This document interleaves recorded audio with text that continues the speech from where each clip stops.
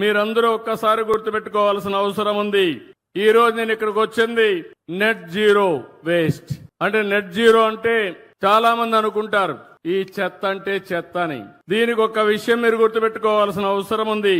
ఒకసారి బుద్ధుడు ఆయన శిష్యుడు ప్రతిరోజు చాలా బిజీగా ఉండేవాడు. శిష్యులకంతా కూడా తత్వబోధ చేస్తూ ఒకరోజు గురువు గారు అందరిని పిలిపించి మాట్లాడితే ఒక శిష్యుడు దగ్గరకు వచ్చి, గురువు గారు, మీరు ప్రపంచంలో అందరి గురించి ఆలోచిస్తున్నారు, మీ సొంత శిష్యుల గురించి మీరు ఆలోచించడం లేదు, కాబట్టి ఇది నేను ఒక విషయం కోరాలనుకుంటాను చెప్తాడు.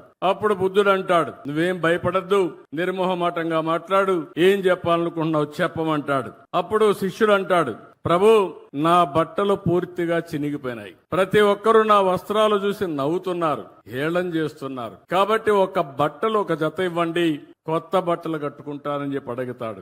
అప్పుడు బుద్ధుడు ఆలోచించి, ఇది పెద్ద సమస్య ఏం కాదు, ఈయనకి కొత్త వస్త్రాలు ఇమ్మని ఆదేశాలు ఇస్తాడు. శిష్యుడు చాలా ఆనందపడిపోతాడు. ఆ నుంచి గదిలో నుంచి వెళ్లిపోతారు. కొద్ది రోజుల తర్వాత బుద్ధుడికి మళ్ళీ ఒక ఆలోచన వస్తుంది. వీడికి నేను బట్టలిచ్చా, ఒకసారి కనుక్కోవాలి, ఆ బట్టలు ఏ విధంగా వాడుతున్నాడో కనుక్కోవాలని మళ్ళా పిలుస్తాడు. కొన్ని రోజుల తర్వాత పిలిస్తే, నేను కొత్త బట్టలు ఇచ్చాను కదా, నువ్వు ఆనందంగా ఉన్నావా, ఏంటి కట్టుకుంటున్నావా, దీనివల్ల నీలో మార్పు ఏంటిని అడుగుతాడు. దానివల్ల శిష్యుడు, చాలా ధన్యవాదాలు గురువు గారు, కొత్త వస్త్రం వచ్చి చాలా సౌకర్యంగా ఉంది, ఇక నాకు ఎలాంటి కోరికలు కూడా లేవు, చాలా ఆనందంగా ఉన్నానని చెప్పి అంటాడు. అప్పుడు బుద్ధుడు అంటాడు, నీ కొత్త బట్టలు ఇచ్చాను, అవి వాడుతున్నావు, అసలు నీ పాత బట్టలు ఏం చేసావని అడుగుతాడు బుద్ధుడు. అప్పుడు శిష్యుడు కూడా చాలా తెలివైన వాడు. శిష్యుడు అంటాడు, గురువు గారు, నా పడక బొంతలో పూర్తిగా చెడిపోయి అది సరిగా లేదు, అందువల్ల నా బట్టలు దాన్ని కుట్టుకొని నేను బెడ్ వాడుకుంటున్నాను అని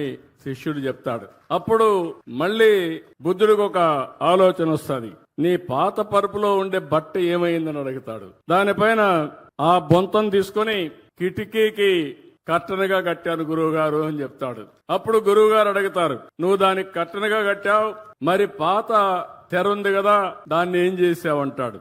ఆ తెరని వంటగదిలో వాడే గుడ్డ కింద వాడుతున్నాను తుడవడానికి అని చెప్తాడు శిష్యుడు.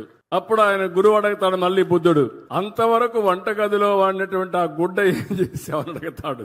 అప్పుడు అంటాడు, దాన్ని గది తుడవడానికి వాడుతున్నాను గురువు గారు అంటాడు. అంతవరకు ఒక గుడ్డ వాడావు కదా, దాన్ని ఏం చేసావని అడుగుతాడు. ఆ గుడ్డ పూర్తిగా చెడిపోయింది గురువు గారు, దారాలు అయిపోయింది, అది తీసుకొచ్చి మన కొవ్వు దీపాలు పెట్టినప్పుడు ఒత్తులు తయారు చేస్తాం, ఒత్తులు తయారు చేశాను, ఇక్కడ వెలిగే దీపం గురువు గారు నీ ముందర నేను వదిలిపెట్టినటువంటి బట్ట అని చెప్తాడు.